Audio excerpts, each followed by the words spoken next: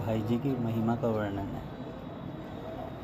ठीक है, ये वही पावन कक्ष है जहाँ भाई जी रहा करते थे और अनेक बार भाई जी को श्री कृष्ण ने दर्शन दिए।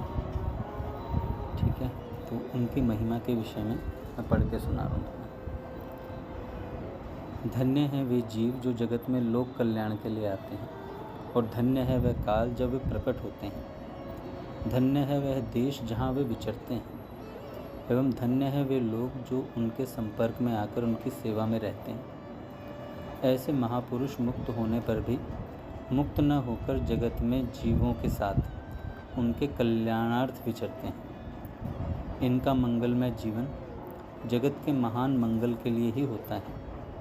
अविद्या, अहंकार, ममत्व, आसक्ति आदि से रहित ये महापुरुष यंत्री भगवान के हाथों में यंत्रवत कार्य करते रहते हैं। इनके सारे कार्य भगवान के ही कार्य होते हैं।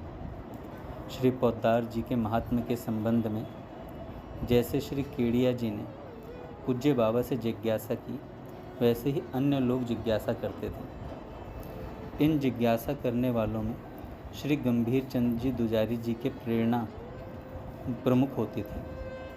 पूज्य बाबा के कथन अनुसार उन्होंने भी 1 महीने तक 1 लाख नाम जप प्रतिदिन किया था।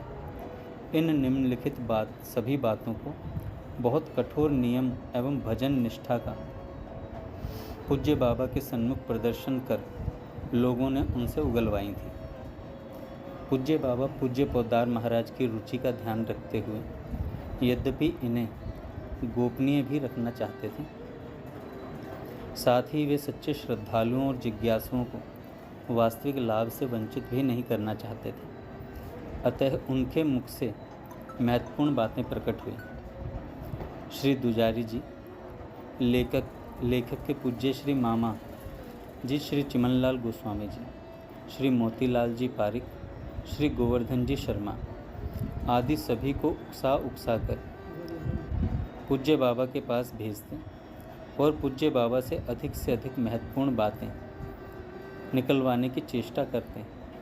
जो दिव्य तथ्य उन दिनों रतनगढ़ प्रवास में प्रकट हुए, उन्हें यहाँ सार भाव से दिया जा रहा है। वैष्णव जिज्ञासु जगत इससे अवश्य लाभान्वित होगा। श्री राधेश्याम बंका जी ने अपनी रस पल्लव नामक पुस्तक वाटिका के पत्र पुष्प 4th भाग में भी ये तथ्य प्रकाशित कर दिए हैं। श्री गंभीर चंद जी दुजारी जी की पत्नी इधर बहुत ही रुग्ण रही, मतलब थोड़ी तबीयत खराब रही। उनको देखने के लिए श्री पोद्दार महाराज बीकानेर भी पधारे थे। श्री पोद्दार महाराज के आने के पश्चात से वे ठीक होने लगी। श्री पोद्दार महाराज जानते थे कि मेरे आगमन को श्री दुजारी जी चमत्कार के रूप में सर्वत्र प्रचारित करेंगे। अतः बहुत काल तक तो वे उनके आमंत्रण की उपेक्षा ही करते रहे। पीछे आए एवं कुछ ऐसा ही योग भी बना कि उनके आगमन के पश्चात वे मरणासन अवस्था से उत्तरोत्तर स्वस्थ होने लगे। अतः श्री गंभीर चंद दुजारी का ही पूज्य बाबा के सन्मुख प्रमुख प्रश्न था कि क्या श्री पोद्दार महाराज भगवान की तरह सर्वशक्तिमान हैं, जो वे निज जनों के दुख दर्द भी दूर कर सकते हैं, क्योंकि ऐसा अनुमान होता है कि उनकी कृपा से ही मेरी धर्मपत्नी ठीक हो गई। क्या वे सर्वज्ञ हैं और सबके मन की बात भी जान ले सकते हैं? ये बातें मेरे पूर्वाश्रम के पूज्य मामा जी श्री चिमनलाल जी की डायरी में भी लिखी थी। मैंने उन्हें उद्धृत कर लिया था, वे यहाँ भी दी जा रही हैं। पूज्य बाबा के शब्द थे, श्री पोद्दार महाराज, भाई जी से केवल पारमार्थिक संबंध रखना चाहिए। मेरी स्त्री अच्छी हो गई, मेरा अमुक कार्य हो गया आदि बातों में यदि मन फंस गया तो बहुत संभव है भविष्य में श्रद्धा घट जाए। यह तो संयोग था अथवा भगवान का विधान था कि आपकी स्त्री स्वस्थ हो गई। यदि अच्छी नहीं होती तो क्या पूज्य पोद्दार महाराज क्या महात्मा नहीं होते? यूँ तो किसी प्रकार से भी पूज्य पोद्दार महाराज यानी भाई जी से जुड़ना, उन्हें स्मरण करना परम मंगलकारी है, परंतु समस्त जगत के शहंशाह बादशाह का अनुग्रह प्राप्त कर उस खजाने से मात्र 5 रुपये का नोट मांगना और उसे प्राप्त करके खुश होना जैसे बुद्धिमानी नहीं कही जा सकती, वैसे ही पूज्य पोद्दार महाराज श्री भाई जी के विषय में इन छोटे तुच्छ चमत्कारों की कल्पना करके खुश होना है। लौकिक बातों को आपका मन यदि तनिक भी पकड़ता है और महत्व देता है तो मेरी समझ में पूज्य श्री पोद्दार महाराज से असली लाभ उठाने में बड़ा विलंब हो रहा है। यथार्थतः तो सभी को लौकिक बातों को भूलकर केवल पारमार्थिक लाभ की बात सोचनी चाहिए। लौकिक बातें तो इतनी साधारण, नगण्य एवं नीचे स्तर की हैं कि आगे चलकर इनसे श्रद्धा घट भी सकती है। जहाँ तक श्री पोद्दार महाराज की सर्वज्ञता का प्रश्न है, वे तो आपकी मान्यता अनुसार ही आपके सन्मुख अपना रूप प्रकट कर देंगे। यदि आपकी मान्यता होगी कि मैं जो इन्हें बात जनाऊंगा इतनी ही ये बात जानते हैं, तो ये सर्वथा जनाने पर ही जानने की लीला कर देंगे। यदि सचमुच अंतर हृदय से आपका विश्वास है कि पोद्दार महाराज सर्वज्ञ हैं और मेरे घट घट की बात जानते हैं, तो पूरा संपूर्ण रूप से विश्वास होने पर वे मन की सब बात निश्चय ही जान लेंगे। परंतु तुच्छ सांसारिक संस्कारों को मन से निकाल ही देना चाहिए। सांसारिक चमत्कार सच्चे महात्मा की महिमा को घटाते ही हैं। आपका हृदय सरल है, अतः आपने हृदय के भाव निसंकोच साफ साफ व्यक्त कर दिए। परंतु महात्मा की महिमा और भगवान की महिमा समान ही होती है। यदि आंतरिक सच्चे हृदय से आपका पूरा विश्वास हो जाए कि पूज्य श्री पोद्दार महाराज महात्मा हैं, तो उसी क्षण आप ऐसे विलक्षण पुरुष हो जाएं कि लोग आपका दर्शन कर परिचय प्राप्त कर चकित हो जाएं। अभी तो यहाँ जितने भी लोग हैं उनमें बातें सुनने से और उन सुनी हुई बातों के आधार पर मात्र ऊपरी मन में भाव की एक लहर आती है कि पूज्य श्री पोद्दार महाराज महात्मा हैं। अभी इस भाव की ठोस नींव जैसी पड़नी चाहिए, सर्वथा नहीं पड़ी है। यह ऊपरी स्तर का एक लहर जैसा अस्थिर भाव भी अनंत जन्मों के पुण्य, महान भगवत कृपा जनित सौभाग्य से ही हुआ है। भाव परम पवित्र एवं सुंदर है, परंतु इसकी नींव तो दृढ़ हो। दृढ़ नींव के बिना तो आस्था का महल खड़ा ही नहीं हो सकता। अतः बहुत ही ठोस, अडिग, मजबूत नींव खड़ी करनी चाहिए। श्री पोद्दार महाराज को कोई महात्मा मानने लग जाए, फिर उसे कुछ भी करने कराने की आवश्यकता नहीं पड़ेगी, क्योंकि महात्मा मिलें तथा साक्षात भगवान मिलें, इसमें कहीं कुछ तनिक सा भी अंतर नहीं है। ऐसी सत्य यथार्थ मान्यता जब तक अंतःकरण मलिन है तब तक तो हो भी नहीं सकती। हम लोग महात्मा की बात सुनकर भी यह सर्वथा नहीं जान पाते कि यथार्थतः महात्मा की महिमा कितनी है और महात्मा है क्या। जब अंतःकरण पवित्र होगा तभी समझेंगे कि ये महात्मा हैं और इनकी कैसी महिमा है। इसलिए यदि सचमुच श्री पोद्दार महाराज में श्रद्धा बढ़ाना चाहते हैं और उनसे पारमार्थिक लाभ लेना चाहते हैं, तो कम से कम प्रतिदिन 1 लाख नाम जप कीजिए। इसके बिना श्री पोद्दार महाराज जैसे संत की यथार्थ महिमा का ज्ञान होना सर्वांश में असंभव सा है। श्री भाई जी अथवा भगवान बिना भजन किए ही किसी को इनकी महिमा का ज्ञान करा दें तो वो अलग बात है। एक बात आप सोचिए, आपने करें लाख नाम जप, 1-2 दिन से, फिर भी ये सुन पा रहे हैं, ये संत की कृपा है। एक बात सोचिए, आपके सामने श्री भाई जी का जो पांच भौतिक ढांचा दिखता है, वहाँ क्या है? जैसे हम लोग पैदा हुए थे, जीव जिस प्रकार जन्म लेता है उसी प्रकार भाई जी भी पैदा हुए थे। दूसरे शब्दों में एक जीवात्मा आज से लगभग 50 वर्ष पहले पैदा हुआ था, जिसका नाम हनुमान प्रसाद पोद्दार रखा गया। परंतु भगवान की कृपा से साधना के द्वारा वह इतनी ऊंची स्थिति पर पहुंच गया जिसकी कल्पना भी हम लोगों को नहीं है। आज से 5-7 वर्ष पहले मानो भगवान आए और किसी भी जीव को सर्वोच्च पारमार्थिक स्थिति दान करके उसे अपने हृदय में छुपा ले, स्वयं उसके स्थान पर काम करने लगे। ठीक ठीक यही हालत यहाँ हुई है। श्री पोद्दार महाराज के कलेवर के भीतर जो अहमता थी वह तो भगवान की सच्चिदानंदमयी लीला में सम्मिलित हो गई। अब उनके स्थान पर इस कलेवर में स्वयं भगवान कार्य कर रहे हैं। वे इस कलेवर का नियंत्रण तब तक करेंगे जब तक यह पांच भौतिक कलेवर विद्यमान है। अब श्री भाई जी पूज्य श्री पोद्दार महाराज तो हैं ही नहीं, जो हैं सर्वज्ञ हैं, सर्वत्र हैं, सर्व सुहृद हैं, परंतु वे अपने को सुगुप्त रखने में अति ही कुशल हैं। अतः वे श्री पोद्दार महाराज के स्वभाव, चेष्टा और क्रियाओं की सांगोपांग नकल करते हुए हमारे सन्मुख वैसा ही व्यवहार करेंगे जैसे वे पहले करते थे। वे आपसे उसी प्रकार बोलेंगे, क्यों भाई, राजी तो है? आपको तो पता ही नहीं कि यह कलेवर मात्र ही पोद्दार जी का है, शेष तो सब कुछ और ही है। और वह इतना नाट्य कुशल है कि जगत का सृष्टा ब्रह्मा भी मोहित हो जाए।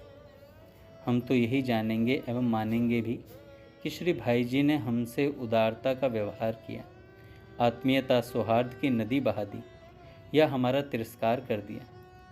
उन्हें ऐसा नहीं करना चाहिए था, परंतु हम यह कदापि विचार ही नहीं कर सकते कि साक्षात श्री कृष्ण भगवान इस कलेवर के भीतर से मेरी बात का प्रत्युत्तर दे रहे हैं, मेरी बातें मनोयोग पूर्वक सुन रहे हैं, मुझे राय दे रहे हैं, मुझे आर्थिक सहायता कर रहे हैं।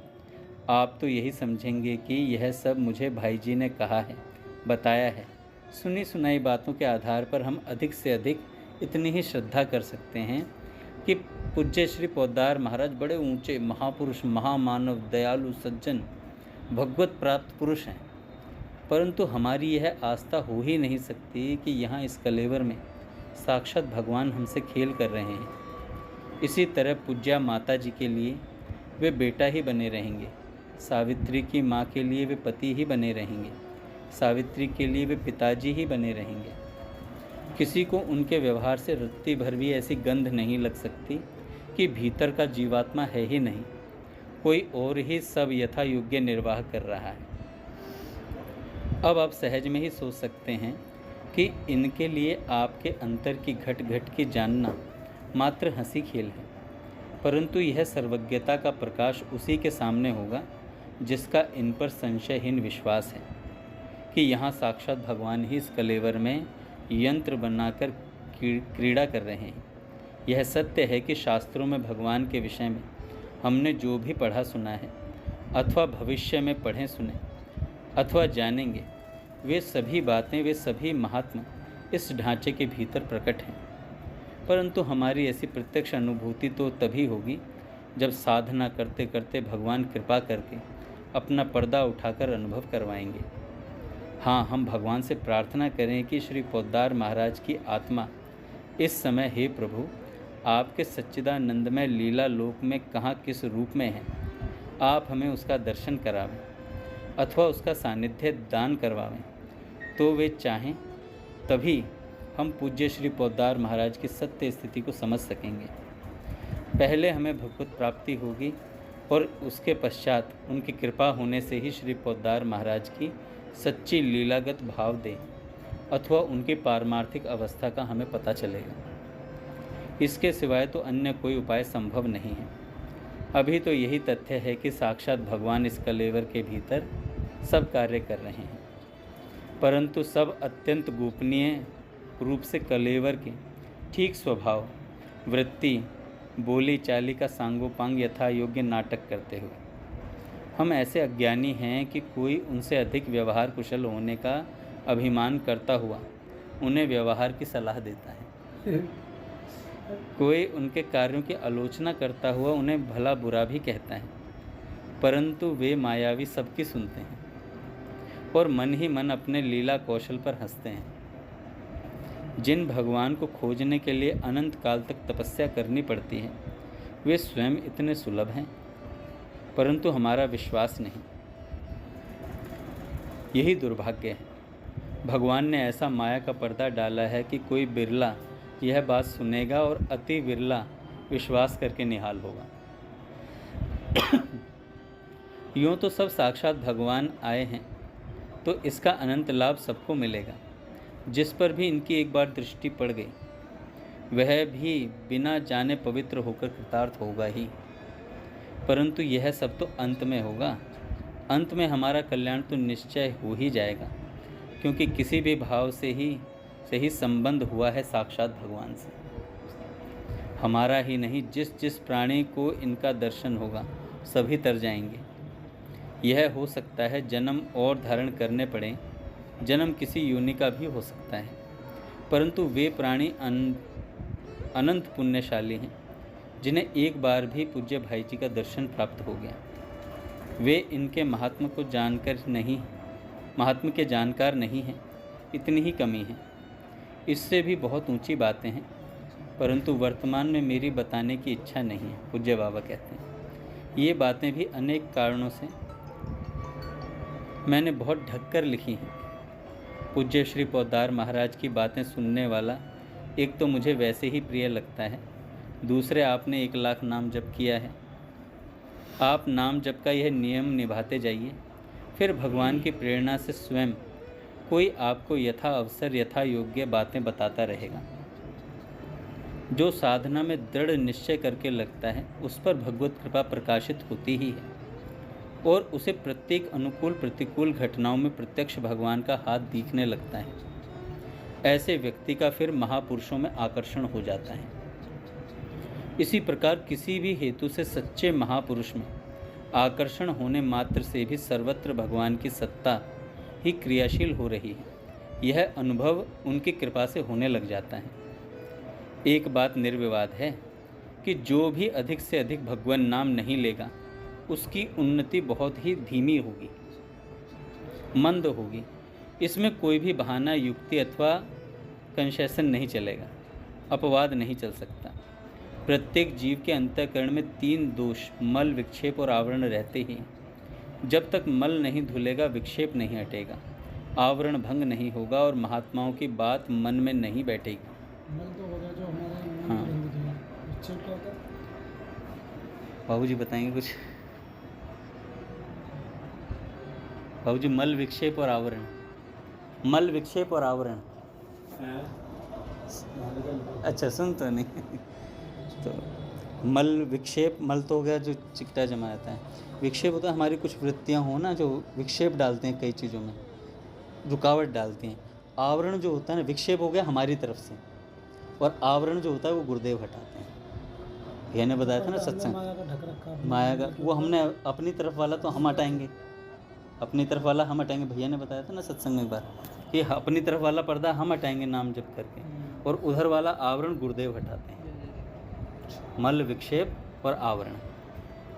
ये विक्षेप कुछ ऐसा है क्या जो जैसे डिस्टर्बेंस हो जाती है कि मान लीजिए आपने नियम को सोचा और विक्षेप किया, आज नहीं पाएगा, या किसी हाँ, ये अपनी तरफ की गलती है विक्षेप, और जो आवरण है वो भगवान ने करा हुआ है। तो भैया ने सत्संग में बताई थी एक बार। तो क्या होगा? मल, विक्षेप और आवरण भंग नहीं होगा, महात्माओं की बात मन में नहीं बैठेगी, न ही उतरेगी। जब मन में मल भरा है तो मन में जगह ही नहीं है महात्माओं की श्रद्धा की बात वहाँ रखी जा सके या घुसाई जा सके। इसलिए बहुत ऊंची बातें सुनकर भी मन महापुरुषों में दोष देखने लग जाता है। पूज्य श्री पोद्दार महाराज की बातें आपने सुनी हैं, मैंने कही हैं, पर केवल एक बार ही उस चर्चा का जो फल होना चाहिए था कि हम लोगों को श्री पोद्दार महाराज के रूप में सदा सदा के लिए साक्षात भगवान ही क्रियाशील दिखने लग जाने चाहिए थे, वह हम लोगों में से किसी को भी नहीं हुआ। इसका कारण यही है कि मन में इतनी विषय आसक्ति भरी पड़ी है, इतना अहंकार और इतना लौकिक सांसारिक स्वार्थ हैं, उसमें इन बातों को स्थायी रखने के लिए स्थान ही नहीं है। उसी का जवाब है क्या कि सत्संग इतना सुन रहे हैं, सर कुछ नहीं कि हम नाम जप नहीं कर रहे। हाँ, बस ये मल नहीं हट रहा ना, मल हटेगा तभी तो काम बनेगा। तो इतनी उनको कह रहे हैं, साधु कृष्ण प्रेम जी को कह रहे हैं कि एक बार सुनने का जो लाभ होना चाहिए था भाई जी की महिमा का, कि हम पछाड़ खा के गिरने चाहिए थे, पर ऐसा नहीं हो रहा है। इसका मतलब हमारे मन पर बहुत सारा मैल जमा पड़ा है। अभी हमारे अंदर सांसारिक वृत्तियाँ ही बहुत हैं। किसी को भी विश्वास कराना तो मेरे वश की बात नहीं है, बाबा कहते हैं। परंतु जितनी बातें कही गई हैं वे यदि किसी के भी चित्त में महत्व पाती तो एक ही आत्मसमर्पण की शुद्ध लालसा ही सबके मन में बच रहती, और आत्मसमर्पण की शुद्ध लालसा के चतुर्थांश का भी यदि उदय हो जाता तो इस जगत के अणु अणु में अपने इष्ट देव के सबको दर्शन होने लग जाते। अगर इसका चौथा हिस्सा भी मान लिया जाता है, इतनी श्रद्धा भी होती है। हम श्री पोद्दार महाराज का संग करते हैं, परंतु संग का उद्देश्य लौकिक स्वार्थ ही होता है। संग का स्वरूप और उद्देश्य भगवत प्राप्त महापुरुष के विशुद्ध संग का नहीं होता। यदि इस विशुद्ध उद्देश्य को लेकर कि पूज्य पोद्दार महाराज सच्चे संत हैं और मुझे सच्चे भगवत प्राप्त संत का संग करना है, कोई अपनी ओर से भरपूर चेष्टा भी करे तो फिर निश्चित मानिए उसे पूज्य पोद्दार महाराज वह अनुपम दान दे जाएंगे जिसकी कल्पना भी कोई नहीं कर सकता। यह सर्वोत्तम बात है जो मैं भाई जी के संबंध में कह सकता हूँ, बाबा कह रहे हैं। सच मानिए यदि ऐसा कोई अपने को बना सके फिर उसे वे अवश्य श्री कृष्ण लीला में प्रवेश करवाएंगे। सच मानिए भजन नहीं होने के कारण माया जगत के नीचे के धरातल का ही रूप हमारे सन्मुख आ रहा है। भजन करके देखिए, फिर संत कृपा आपको लपेटकर ऐसे दिव्य स्वरूप की झांकी कराएगी कि जिसकी कल्पना भी कभी आपके लिए असंभव है। इनकी कृपा के एक कण का करोड़वां अंश भी आप किसी प्रकार ग्रहण कर लें तो भी निहाल हो जाए। मुझे तो इनके पास इनकी कृपा ही रखे हुए है, बाबा कहते हैं। यहाँ जितने व्यक्ति हैं उनमें श्री गोस्वामी चिमन लाल जी की ओर मेरी दृष्टि अधिक आकर्षित होती है। मैं सोचता हूँ यदि ये चाहें तो ऐसा बन सकते हैं, ये चाहें तो ऐसा बन सकते हैं। जिस दिन श्री भाई जी को जेसीडी में भगवत प्राप्ति हुई थी, उस प्राप्ति में और आज की उनकी स्थिति में धरती आसमान का अंतर है। वह दर्शन तो त्रिदेवों में एक देव विष्णु भगवान का दर्शन था। जब भाई जी को दर्शन हुआ था सीढ़ी निकलाया था, हाँ, परंतु उसके पश्चात श्री कृष्ण के दर्शन हुए भाई जी को। फिर और भी उच्च अवस्था हुई और युगल सरकार के दर्शन हुए। फिर तो और भी अति उच्च अवस्था की श्री राधा रानी में सर्वथा इनका अहंकार सदा सदा के लिए विलीन हो गया। यद्यपि यह अवस्था वाणी मन बुद्धि से परे की अति अनिर्वचनीय है, परंतु जहाँ तक विवेचन किया जा सकता है शाखा चंद्र न्याय से उतनी ही बात की जा रही है। सचमुच ही श्री पोद्दार महाराज की कृपा से जिस दिन भी कोई गोपी भाव की साधना करता हुआ गोपी बन जाएगा, उसी दिन वह ठीक ठीक यथार्थतः समझ सकेगा कि राधा रानी से एकात्म होना, उनमें लीन हो जाना क्या बात होती है। उस समय वह भी गूंगे के गुड़ स्वाद की तरह अन्य को समझा नहीं सकेगा। मेरी यह धारणा है कि श्री राधा रानी के साथ अभेदा अवस्था किसी किसी विरले महापुरुष की ही होती है, जिसका उदाहरण एकमात्र अब तक केवल श्री चैतन्य महाप्रभु ही हैं। इनके अतिरिक्त आधुनिक संतों में तो मुझे कोई दिखा नहीं। श्री राधा रानी में अभेद अवस्था की प्राप्ति तो अति दूर की बात है। इन श्री राधा रानी के इस रूप का दर्शन ही ब्रह्मा जी एवं शंकर जी तक को दुर्लभ है। पद्म पुराण में कथा आती है कि श्री नारद जी को इनके दर्शन होने पर श्री गोपीजनों ने कहा कि इस रूप का दर्शन जो तुम्हें हुआ है त्रिदेवों को दुर्लभ है। ऐसी श्री राधा रानी का दर्शन पूज्य श्री पोद्दार महाराज को हुआ और वे उसमें लीन हो गए।